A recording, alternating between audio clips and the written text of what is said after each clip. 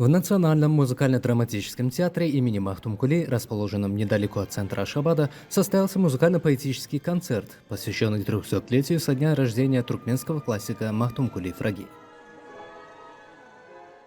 В зале студенты и преподаватели Туркменской национальной консерватории имени Майи Кулиевой и многочисленные поклонники творчества заслуженных артистов страны, а также любители классической музыки и поэзии великого поэта. Особенностью концерта является то, что все исполненные песни были написаны на стихи Махтумкули, а артист театра Ягмыр Гурбан Назаров между песнями читал другие стихотворения поэта, воплощая его образ на сцене.